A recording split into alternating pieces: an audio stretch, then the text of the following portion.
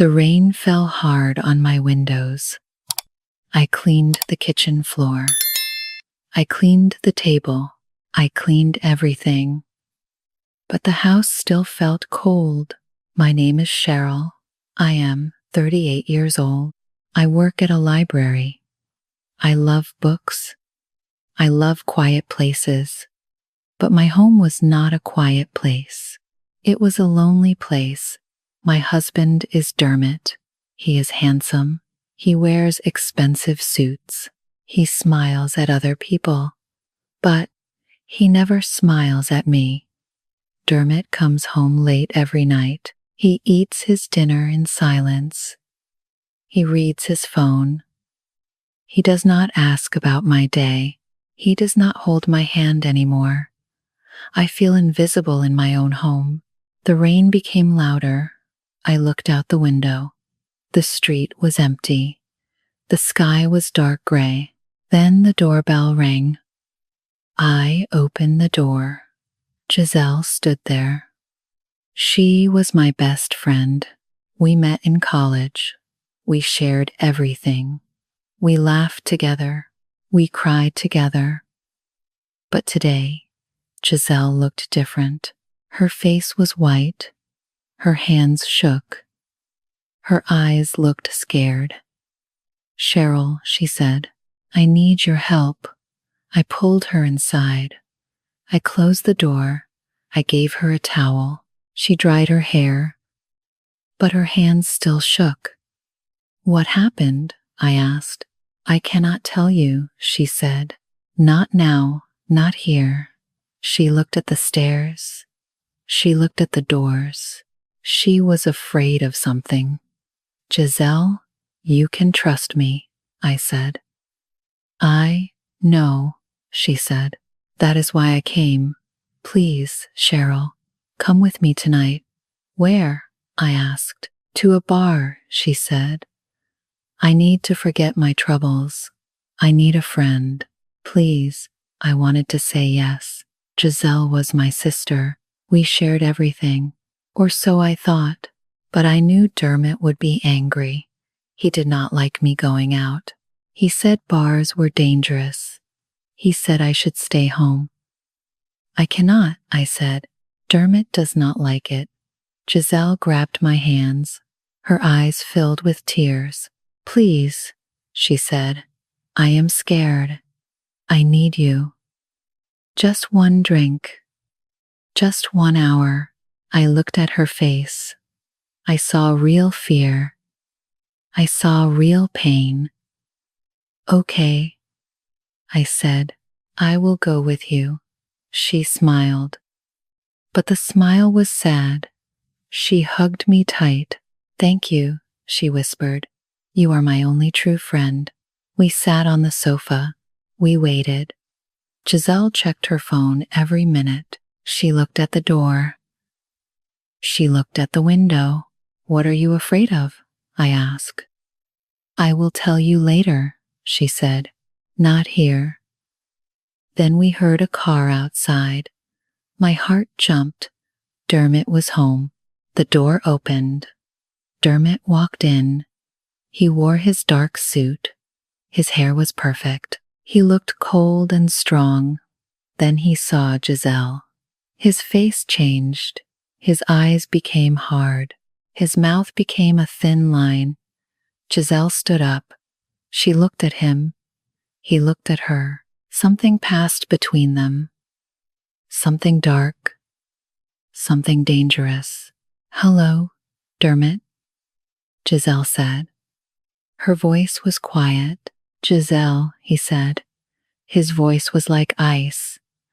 I looked at them both. Something was wrong. Something I did not understand.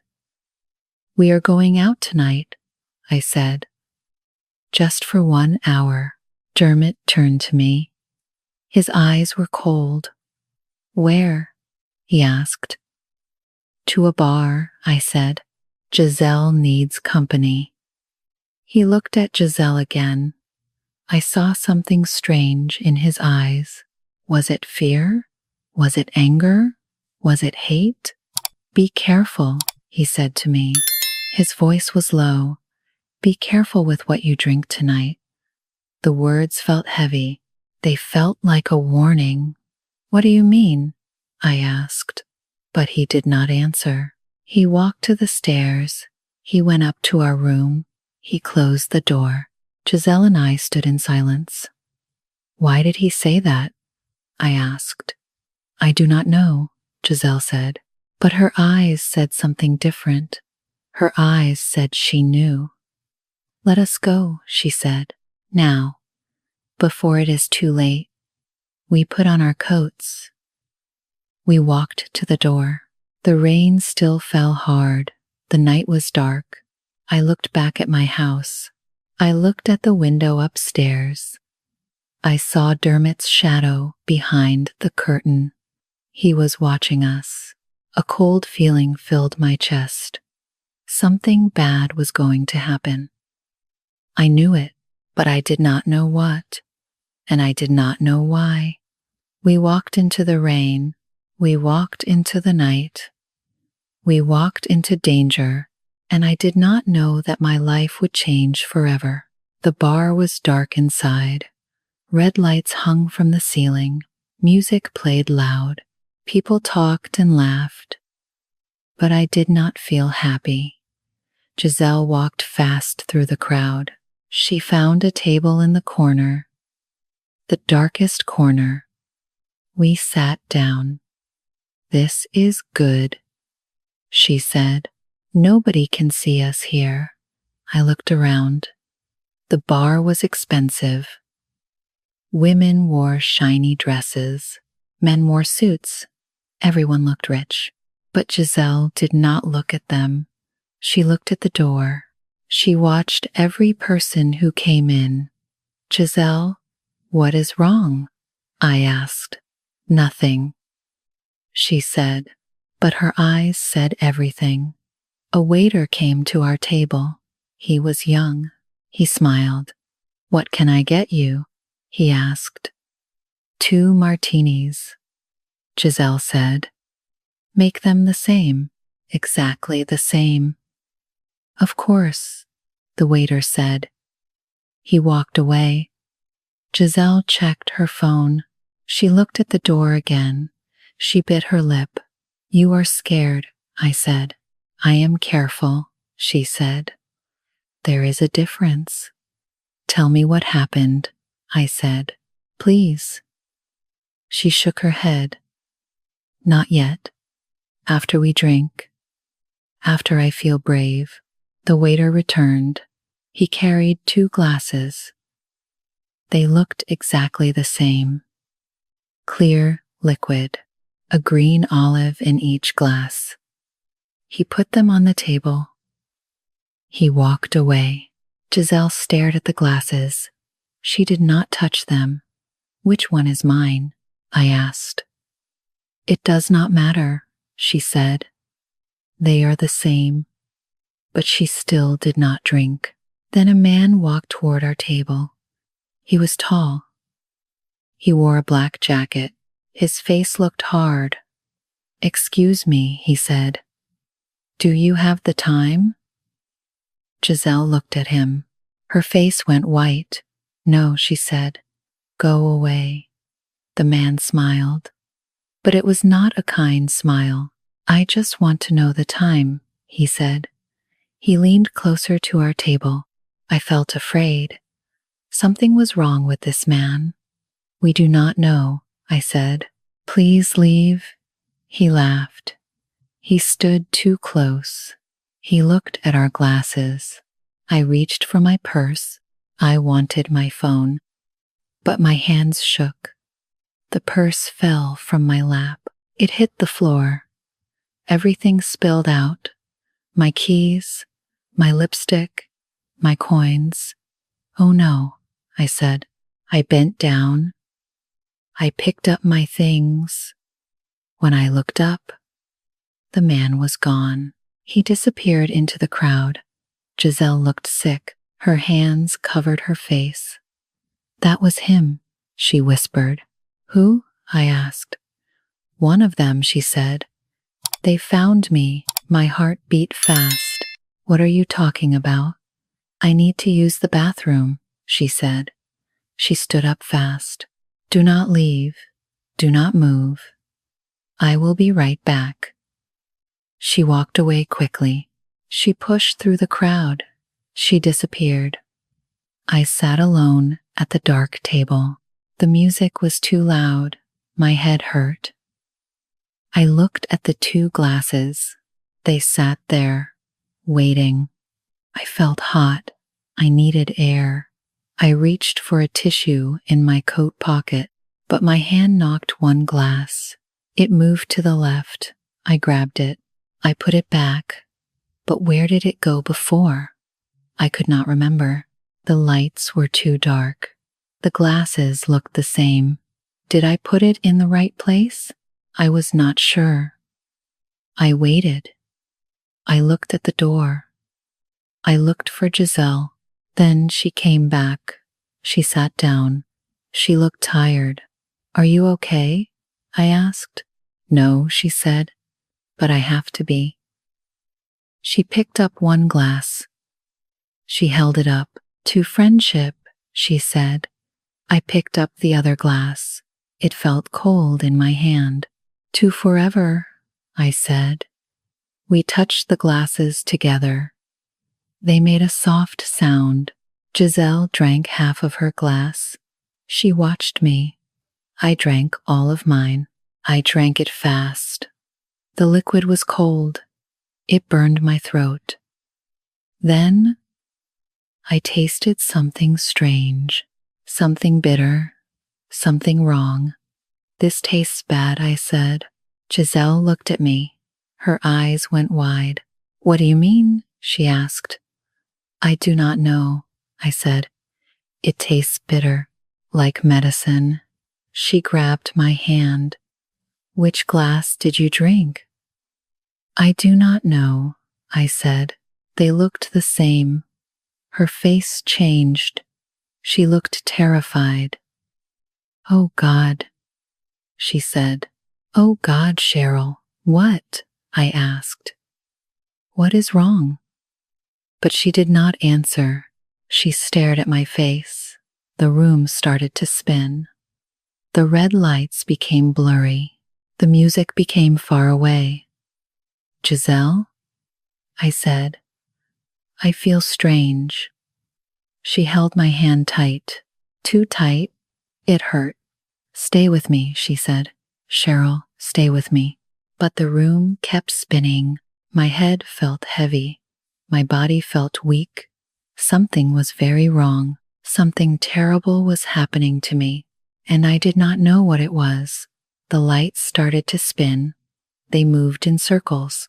Red lights, blue lights. They went round and round. I closed my eyes. But the spinning did not stop. It got worse. My ears felt strange. They felt full, like cotton was inside them. The music became quiet, then loud, then quiet again. I opened my eyes. I looked at Giselle, but I could not see her clearly. Her face was blurry. She moved in and out of focus. Giselle, I said. But my voice sounded far away. It did not sound like my voice. She said something. Her mouth moved, but I heard nothing. The words did not reach me. I wanted to tell her. I wanted to say I felt sick. I wanted to ask for help, but the words were stuck in my throat. They would not come out. My tongue felt heavy. My mouth would not move right. My hands felt cold, then hot, then cold again. I looked at them. They did not look like my hands. The room tilted to one side. The table moved. Or maybe I moved. I could not tell. People danced near us. They moved fast, too fast. Their faces had no features, just shapes, just shadows. Then I saw a tall shadow.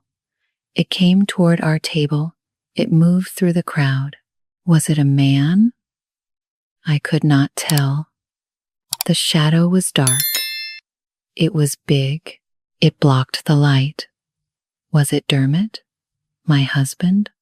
Or was it the stranger from before? I tried to look, but my eyes would not focus. Everything was blurry. Everything was wrong. Giselle saw the shadow too. She stood up fast. She grabbed my hand. Her fingers dug into my skin. Her face looked different now. It was twisted. Her eyes were wide with terror. Her mouth was open. She leaned close to me. Her lips were near my ear. She whispered something. I felt her breath on my skin. I heard sounds, but the sounds made no sense. The words were jumbled. They were broken. Was she saying sorry? Was she saying run? I did not know. Giselle, I tried to say, but nothing came out. My head fell forward. It was too heavy. I could not hold it up anymore. I put my head on the table. The wood felt cold. It felt hard. I tried to lift my head, but I could not. My neck would not work. My body would not work. Then I heard Giselle scream. It was a short scream, a scared scream. I opened my eyes a little, just a little. I saw her. She was standing, but she was not alone. 2 men stood on each side of her. They were big men. They wore dark clothes. Their faces were hard. One man grabbed her arm. The other man grabbed her other arm. No, Giselle said, please, no. She tried to pull away, but she could not. They were too strong. They started to move. They pulled her toward the back of the bar, toward a door I did not see before. Giselle looked back at me. Her face was white. Tears ran down her cheeks. Cheryl, she said, but her voice was far away, so far away. I tried to stand. I tried to help her, but my legs did not move. My body did not move. I was stuck. I was frozen. I was useless. The men pulled her through the door. She disappeared into the dark. The door closed, and she was gone. I tried to scream. I opened my mouth, but no sound came out. Nothing came out. My body was like a stone, heavy, cold, dead. The darkness came. It came from all sides. It came fast. The red lights disappeared. The music disappeared. Everything disappeared. I fell deep. I fell into a black hole, and then there was nothing. Nothing at all. I opened my eyes. White ceiling, white walls, my bed. I was home. My head hurt. It hurt so much. It felt like someone hit me with a rock. I tried to sit up, but my body felt weak. My arms shook. Then I saw him. Dermot sat in the chair next to the bed. He watched me. His face was calm, too calm. You are awake, he said. His voice was flat. What happened? I asked. My throat hurt. My mouth was dry. You drank too much, he said. I had to bring you home. I closed my eyes. I tried to remember. The bar, the red lights, the music, the drink, Giselle. My eyes opened fast. Where is Giselle? Dermot looked at me. His eyes were cold. She left you there, Cheryl, he said.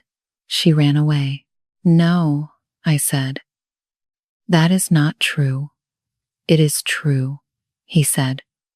She left you alone at the bar. You were sick. You could not walk. I had to come and get you. I shook my head, but it hurt too much. I stopped. You are lying, I said. He smiled. But it was not a real smile. Why would I lie? He asked. Where is she? I asked again.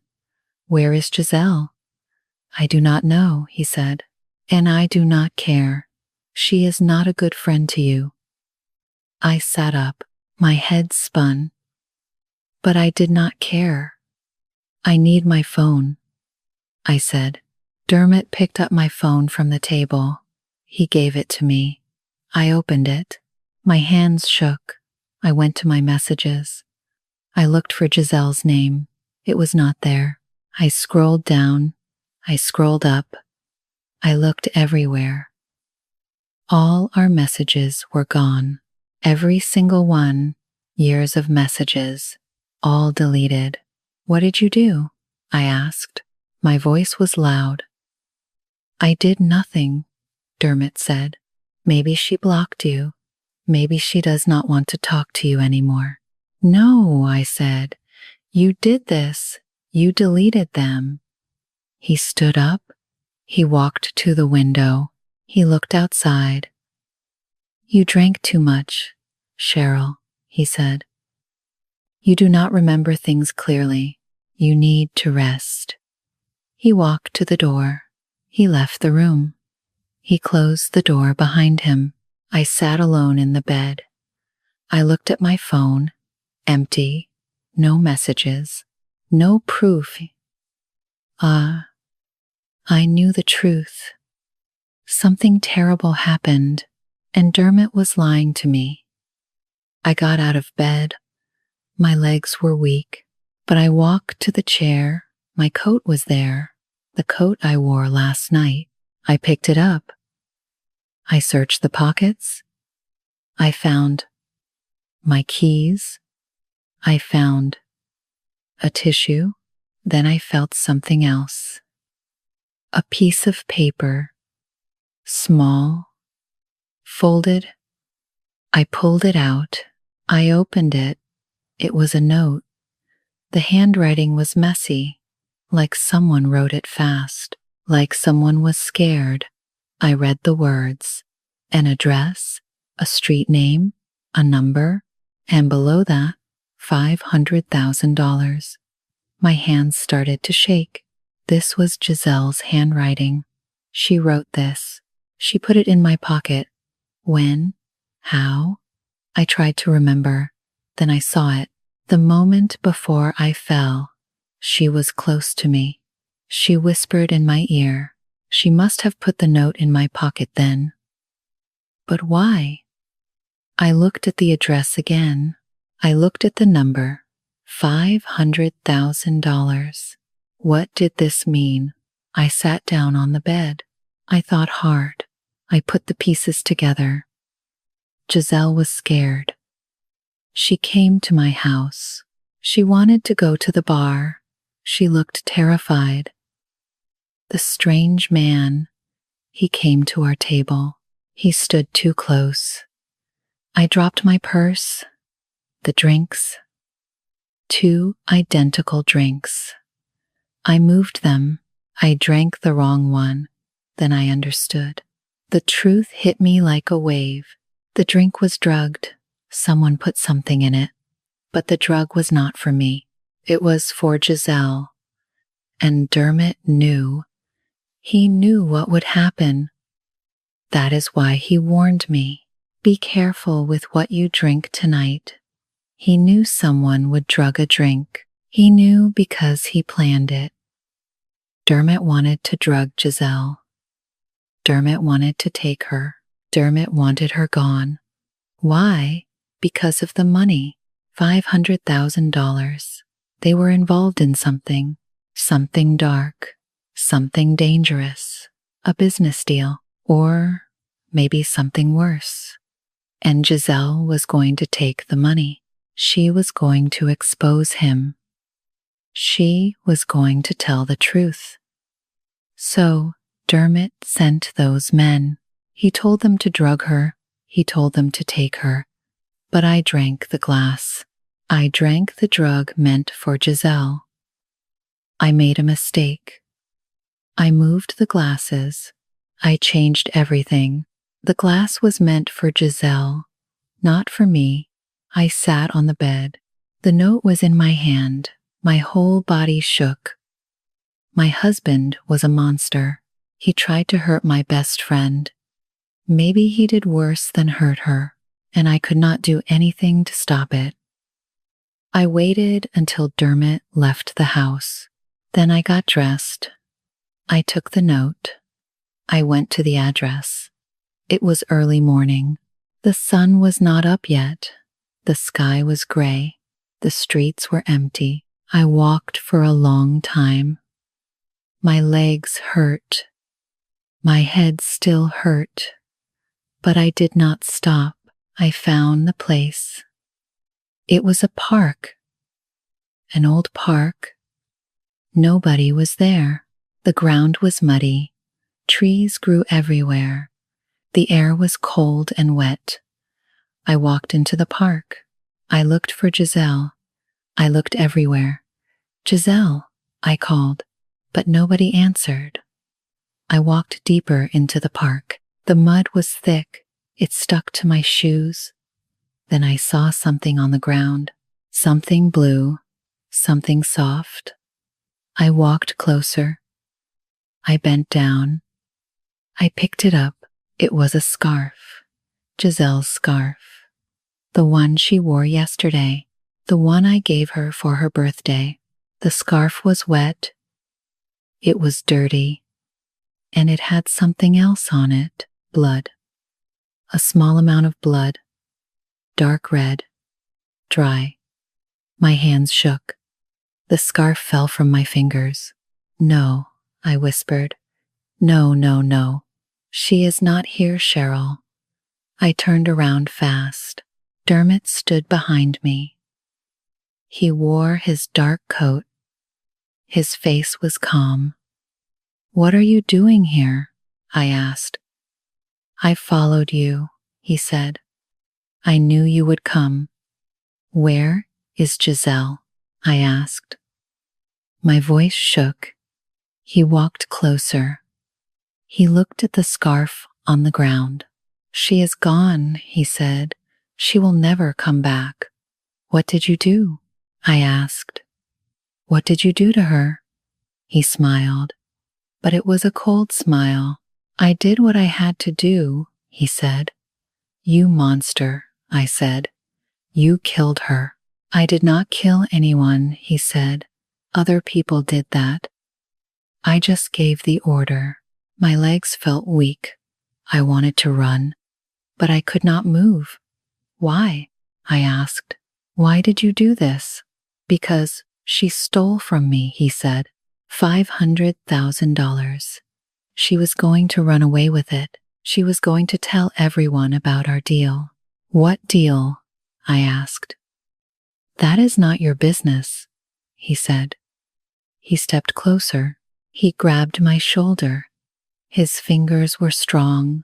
They hurt. It was supposed to be her, Cheryl, he said. His voice was angry now. Why did you drink that glass? If you did not drink it, everything would be simple now. I stared at him. I understood everything. You drugged the drink, I said. You sent that man. You planned everything. Of course I did, he said. But you ruined it. You moved the glasses. You drank the wrong one. So it is my fault? I asked. My voice was loud. You blame me? You delayed everything, he said. You fell unconscious. You could not call for help. You could not save her. By the time my men realized the mistake, it was too late.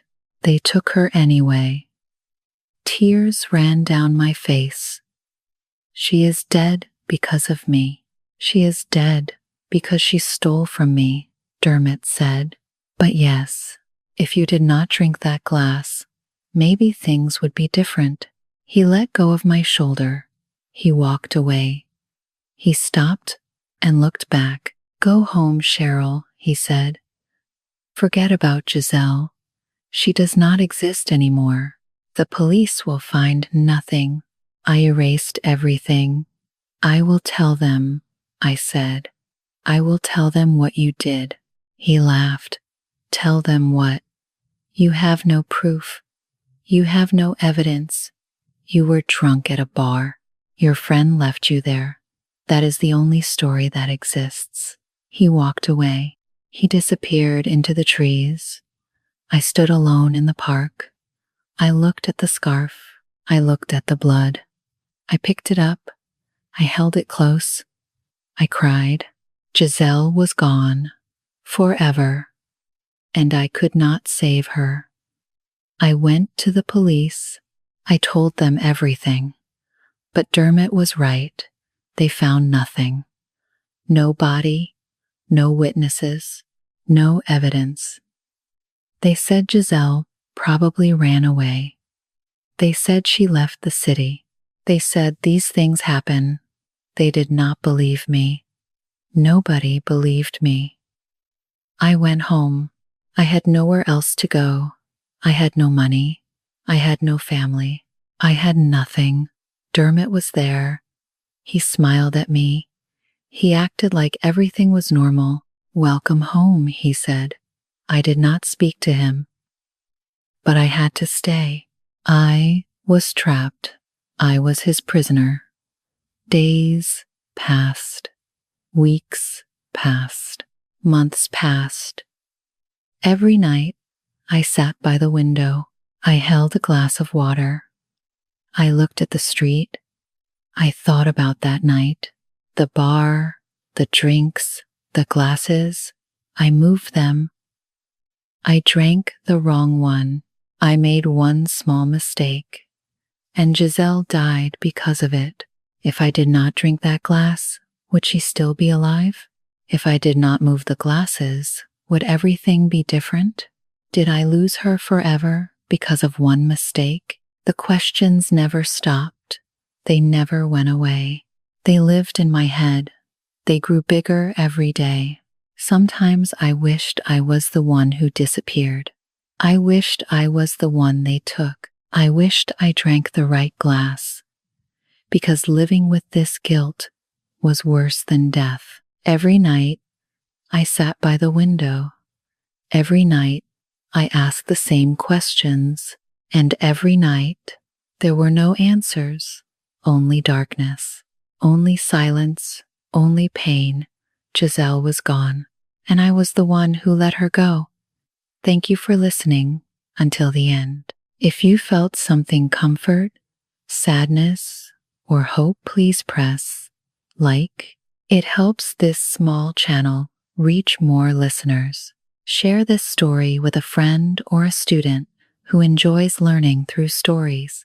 And remember to subscribe to Teddy English Story. Subscribing is free, but it supports us more than words can say. Turn on the bell so you can come back easily next time. A new story will be waiting for you.